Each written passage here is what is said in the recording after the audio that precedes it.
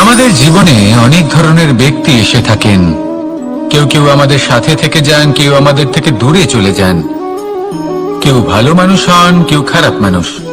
কিন্তু আমরা সবসময় সেই সময়টাকে নিয়ে দুঃখ প্রকাশ করি যখন আমাদের জীবনে কোনো খারাপ ব্যক্তি প্রবেশ করেন। তারা আমাদের খারাপ অনুভূতি দেন, দুঃখ দেন, কষ্ট দেন। আমরা সবাই তাকে ভালো মন্দ কথা বলি। কিন্তু কেন? এমন বিভিন্ন ধরনের মানুষ, খারাপ মানুষ, ভালো মানুষ সবার জীবনেই আসেন এবং সকলকেই একটা অমূল্য শিক্ষা দান করে যান। এবার আপনি নিজেই ভেবে দেখুন, জীবনে যখন প্রথমবার আপনি আগুন স্পর্শ করেছিলেন তখন আপনি একটা শিক্ষা লাভ করেছিলেন যে আমাকে আগুনের থেকে একটু দূরে থাকতে হবে। তারপর আস্তে আস্তে আপনি শিখলেন যে কিভাবে এই আগুনকে নিয়ন্ত্রণে রাখতে হবে। তারপর আপনি শিখলেন যে কিভাবে নিজের জীবনে তাকে প্রয়োগ করতে হবে, তা সে অন্ধকারে প্রকাশ লাভ করার জন্য হোক বা খাবার বানানোর জন্য। সেইভাবেই কোনো খারাপ ব্যক্তি যখন আপনার জীবনে আসে কোনো শিক্ষা দিয়ে যান, তার প্রতি কৃতজ্ঞ থাকুন। তার বিষয় খারাপ ভাবার বা খারাপ অনুভূতি নিয়ে থাকার কোনো প্রয়োজন নেই। সেই শিক্ষা লাভ করুন। সংসারে আমাদের জীবনে যখন কোনো সুখ বা দুঃখ আসে তার জন্য আমরা কাউকে না কাউকে অবশ্যই দায়ী করে থাকি, তাই না? এই ব্যক্তি আমাদের সাথে এরকম কাজ করেছেন তাই আমার সাথে এমন হলো। ওই ব্যক্তি যদি এমনটা না করতেন তাহলে আজ আমি ওই স্থানে পৌঁছতে পারতাম। সবই আপনার দৃষ্টিভঙ্গির উপর নির্ভরশীল। আর যদি আপনার দৃষ্টিভঙ্গি এমন হয় তাহলে তা অনুচিত। সত্যি কথা বলতে এই সংসারে ভিন্ন ভিন্ন ধরনের মানুষ আছে। এটা আপনার উপর নির্ভর করছে কিভাবে তাদের স্বাগত জানাবেন। একবার ভাবুন, আমি আমার দুটো হাত সামনে নিয়ে এলাম, দুটো মুঠো খুলে দিলাম। দুই প্রকারের মানুষ আসবেন, কিছু না কিছু দিয়ে যাবেন। এই মুঠো যদি আমি বন্ধ করে দিই তাহলে না কেউ আমাকে কিছু দিতে পারবে, না আমার কিছু যাবে আসবে।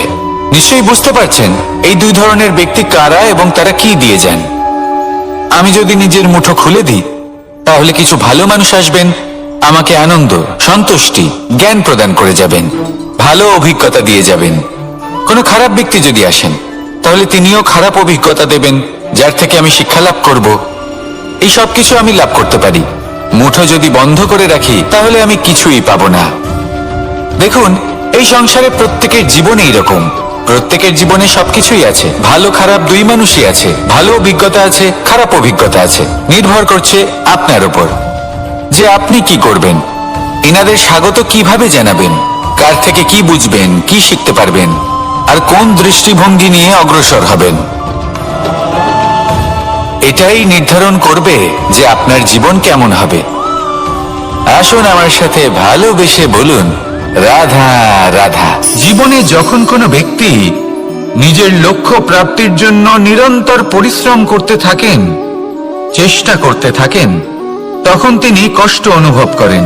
কখনো শারীরিক কষ্ট, কখনো মানসিক কষ্ট। এবার উনি এটা ভাবতে থাকেন যে আমি কি উচিত করছি নাকি অনুচিত করছি।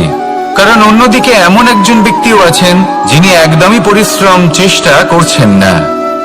তিনি মদিরা পান করেন, বিলাসিতায় জীবন কাটান, অলস প্রকৃতির হয়ে ওঠেন, নিদ্রাতে বিলীন হয়ে থাকেন আর ভাবেন যে তিনি সুখ লাভ করছেন। কিন্তু এরকম কেন হয়? কারণ যখন আমরা সৎ পথে থাকি, উচিত পথে চলি, লক্ষ্য প্রাপ্ত করার জন্য চেষ্টা করতে থাকি, তখন আমাদের ভেতরে থাকা নেতিবাচক শক্তি এবং পাপ এই দেহকে ত্যাগ করে দেয়। আর এই অনুভূতিটাই আমাদের দুঃখের অনুভূতি দেয়, কষ্ট দেয়। এবার সেখানে যদি আমরা কুপথে চলি, অনুচিত পথে চলতে থাকি, তাহলে আমাদের ভেতরে থাকা পুণ্য এবং ধনাত্মক শক্তি আমাদের দেহ ত্যাগ করে দেয়। আর এই অনুভূতির কারণেই আমরা সুখ অনুভব করি। কিন্তু কখনো ভাববেন যে এই সুখ বেশি সময় পর্যন্ত থাকে না। সেই জন্য সবসময় মনে রাখবেন, যদি আপনি জানেন যে এটাই আপনার লক্ষ্য, এটাই উচিত পথ, শুভ পথ, তাতে নিরন্তরভাবে এগিয়ে যেতে চেষ্টা করতে থাকুন। এই কষ্ট আপনাকে সুখের পরাকাষ্ঠায় কখন পৌঁছে দেবে তা আপনি জানতেই পারবেন না। আসুন আমার সাথে ভালোবেসে বলুন, রাধা রাধা। প্রত্যেক মানুষ নিজের জীবনে হীরক তথা হিরে এবং দর্পণ এই দুই দেখেছেন। এই দুই হলো সাদা এবং এরা দুজনেই আলোর প্রতিফলন ঘটায় এবং এরা দুজনেই উজ্জ্বল হয়ে ওঠে। আপনি হয়তো মনে মনে ভাবছেন যে এটা কি ধরনের তুলনা করছে। একটা হিরে তো রত্ন, তার মূল্য দর্পণের থেকে অনেক গুণ বেশি। কিন্তু হিরে থাকাতে দর্পণের মূল্য কিন্তু কোনো অংশে কমে যায় না, তাই না? মানুষ যখন হিরে নিজের হাতে নেয় তখন সবার আগে কি খোঁজে? দর্পণ, যাতে তার মধ্যে দিয়ে দেখে সে বুঝতে পারে যে সেই হিরে আদৌ তার শোভাবর্ধন করছে কিনা, তাকে ভালো দেখাচ্ছে কিনা, প্রসাধনের জন্য সেটা ব্যবহার করা ঠিক হবে কিনা। অর্থাৎ হীরের উপস্থিতিতে দর্পণের গুরুত্ব কম হলো না, দর্পণের কারণে হীরের মূল্য বোঝা গেল। আমাদের জীবনেও ঠিক এরকমই ঘটে। আপনারা যদি সংসারে নিজের আশেপাশে দেখেন, এমন অনেক মানুষ দেখতে পাবেন যারা নিজেদের ক্ষেত্রে মহান স্থানে পৌঁছেছেন।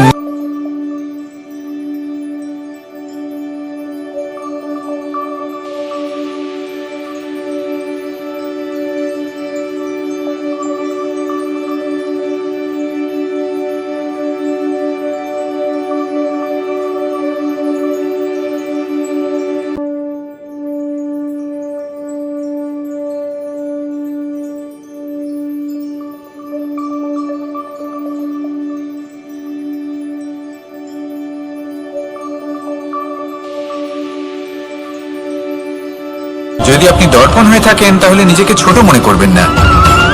আসুন আর আমার সাথে ভালোবেসে বলুন, রাধা রাধা। মানুষ জন্মগ্রহণ করে, তার সাথে ভয়েরও জন্ম হয়।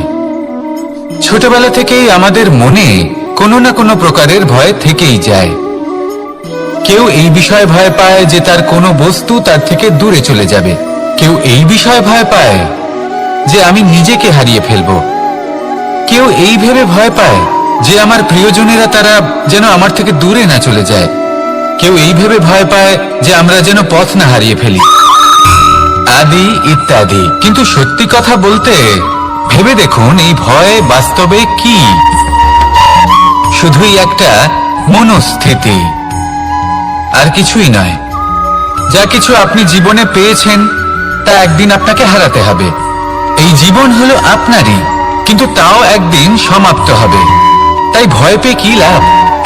এই ভয় শুধু আপনাকে জীবন যাপন করা থেকে বাধা দিচ্ছে, আর কিচ্ছু নয়। পথ হারিয়ে ফেললেই বুঝতে পারবেন যে নতুন পথ কিভাবে বানাতে হয়। কিছু মানুষকে জীবন থেকে হারালে তবেই আপনি বুঝবেন যে আপনার আপনজনকে। এই ভয়ের কারণে ভীত হয়ে থাকবেন না। এই তারা নক্ষত্র অন্ধকারের অভাবে গুরুত্ব হারায়। শিবকেও মহাদেব হওয়ার জন্য বিষ পান করতে হয়েছিল।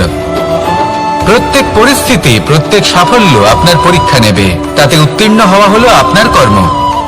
যখনই আপনি ভয় পাবেন বা সংকটের সম্মুখীন হবেন, তখন সাহসের সাথে তার সম্মুখীন হন। মনে রাখবেন, যে সম্মুখীন হতে জানে সাফল্য তার সাথে সবসময় থাকে।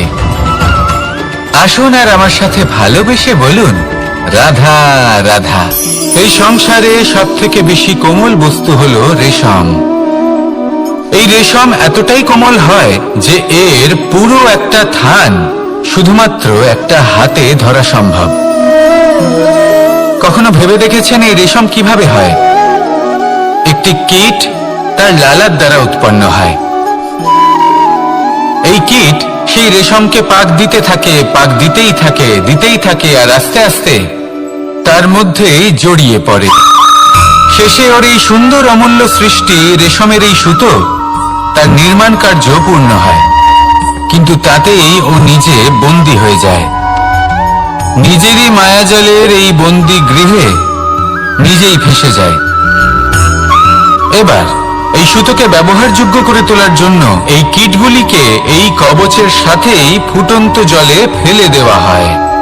এই সংসারে যদি আমাদের স্বপ্ন এই সংসারের দুঃখ হরণ করার জন্য, এই সংসারে সুখ বিতরণ করার জন্য হয়, তবেই আমাদের প্রগতি সম্ভব। যদি আমাদের এই স্বপ্ন শুধুই আমাদের এবং আমাদের স্বার্থ সিদ্ধির জন্য হয়, তাহলে এই স্বপ্ন আমাদের অন্ধ করে দেবে।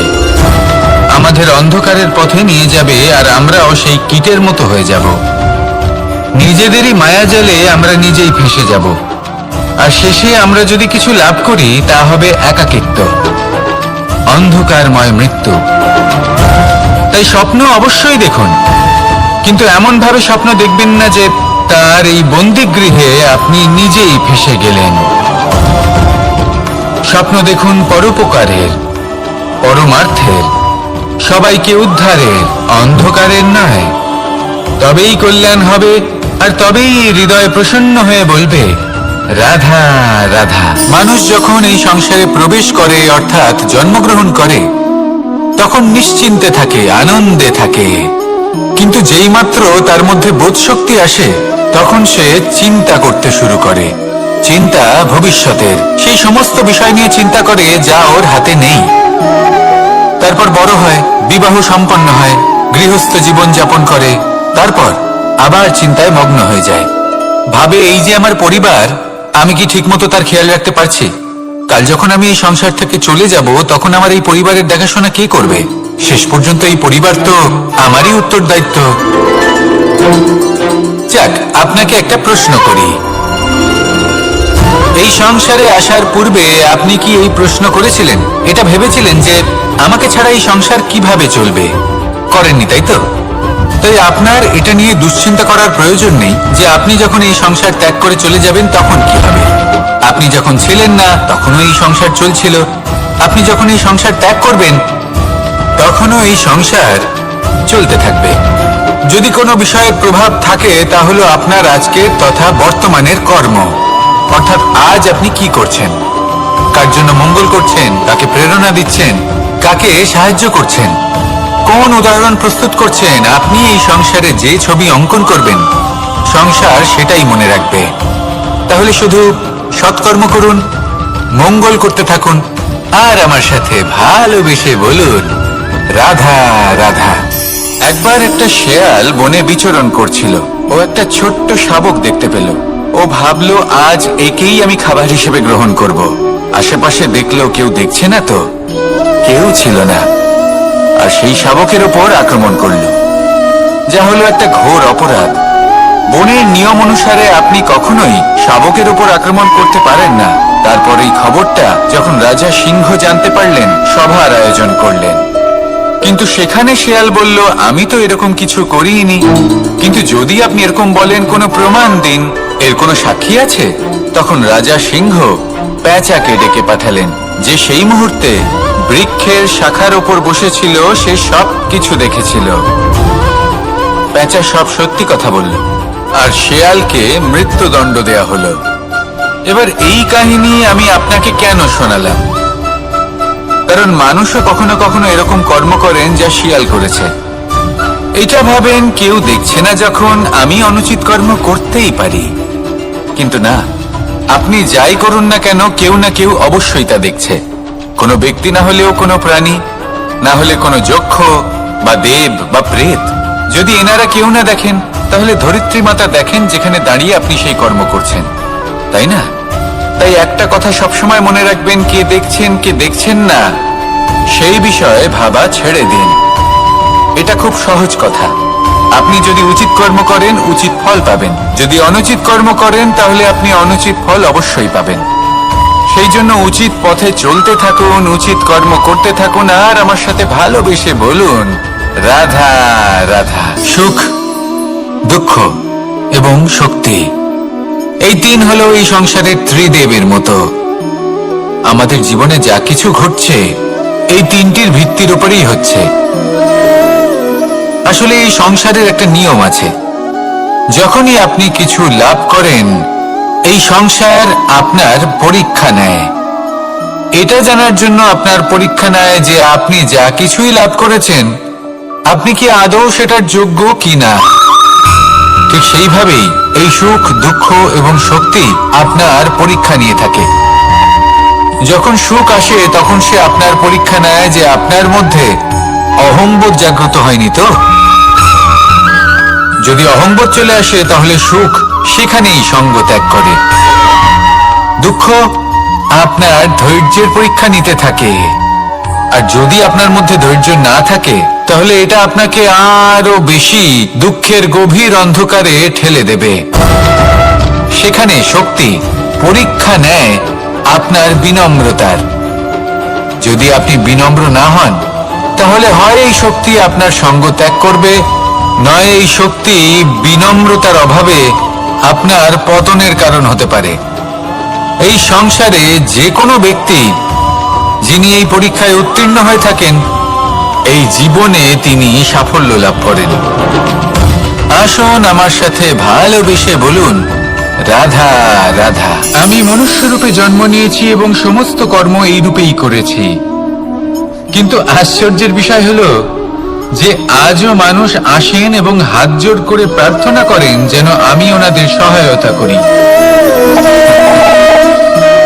আপনাদের একটা কথা বলতে চাই, আমি সকলকে সাহায্য করতে পারবো না, কিন্তু আমি শিক্ষা অবশ্যই দিতে পারবো, জ্ঞান প্রদান করতে পারবো, এমন কিছু জ্ঞান যার ভিত্তিতে মানুষ যা চাইবেন তাই লাভ করতে পারবেন যদি সঠিক কর্ম করতে থাকেন।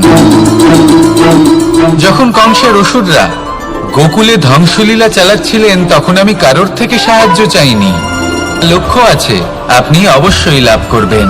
আর এই মন সুপ্রসন্ন হয়ে বলবে, রাধা রাধা। ভোজন এই সংসারে যেই হোক না কেন, কোনো মানুষ হোক, কোনো প্রাণী হোক, কোনো কীট হোক বা কোনো বনস্পতি হোক, প্রত্যেকের জন্য ভোজন অতি আবশ্যক। কারণ ভোজন থেকেই শক্তি পাওয়া যায়, আর সেই শক্তি দিয়েই সংসারের আমাদের জীবনের সমস্ত কার্য করা যায়।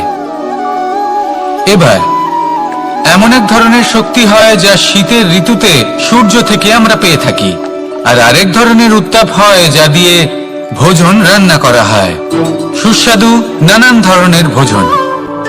এবার অত্যন্ত গুরুত্বপূর্ণ হলো যে ব্যক্তি সেই ভোজন বানাচ্ছেন তার মানসিক পরিস্থিতি এবং সেই ব্যক্তি যিনি ভোজন গ্রহণ করছেন তার মানসিক অবস্থা। যখনই আপনি ভোজন বানাচ্ছেন তখন ভালোবাসার সাথে কাজটা করুন, ধন্যাত্মক ভাব নিয়ে, সৎ ভাবনার সাথে, কারণ আপনার এই মানসিক স্থিতি শক্তির আকারে সেই খাদ্যের সাথে মিলে মিশে যায়।